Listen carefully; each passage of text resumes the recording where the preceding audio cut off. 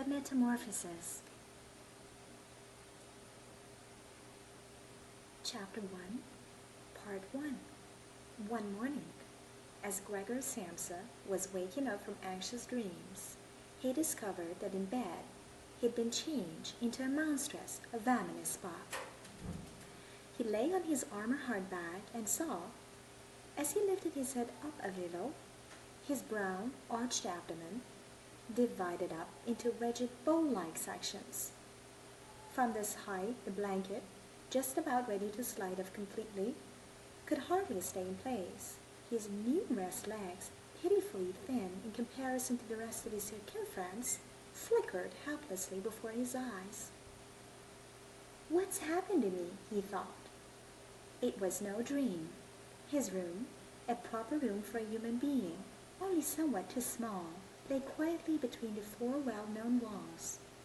Above the table, on which an unpacked collection of sample cloth goods was spread out, Samsa was a traveling salesman, hung the picture which he had cut out of an illustrated magazine a little while ago and set in a pretty gilt frame.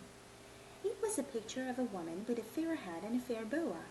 She sat erect there, lifting up in the direction of the viewer a solid fair muff, into which her entire forearm disappeared.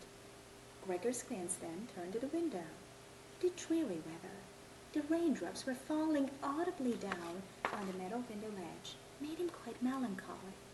"Why don't I keep sleeping for a little while longer and forget all this foolishness?" he thought. But this was entirely impractical, for he was used to sleeping on his right side, and in his present state he couldn't get himself into this position. No matter how hard he threw himself onto his right side, he always rolled again onto his back. He must have tried it 100 times, closing his eyes so that he would not have to see the wriggling legs, and gave up only when he began to feel a light, dull pain in his side, which he had never felt before.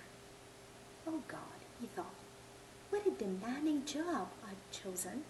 Day in, day out on the road, the stresses of trade are much greater than the work going on at head office. And, in addition to that, I have to deal with the problems of traveling, the worries about train connections, irregular bad food, temporary and constantly changing human relationships which never come from the heart. The hell with it all." He felt a slight itching on the top of his abdomen. He slowly pushed himself on his back, closer to the bedpost, so that he could lift his head more easily, found the itchy part, which was entirely covered with small white spots. He did not know what to make of them and wanted to feel the place with a leg, but was retracted immediately, for the contact felt like a cold shower all over him. He slid back again into his earlier position. This getting up early, he thought, makes a man quite idiotic. A man must have a sleep. Other traveling salesmen live like harem women. For instance, when I come back to the inn during the course of the morning to write up the necessary orders, these gentlemen are just sitting down to breakfast. If I were to try that with my boss, I'd been thrown out on the spot. Still, who knows whether that might have been really good for me.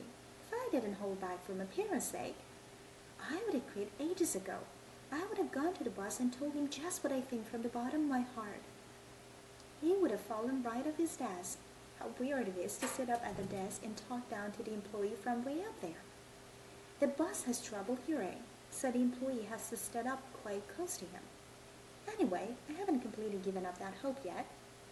Once I've got together the money to pay off the parents' debt to him, that should take another 5 or 6 years. I'll do it for sure.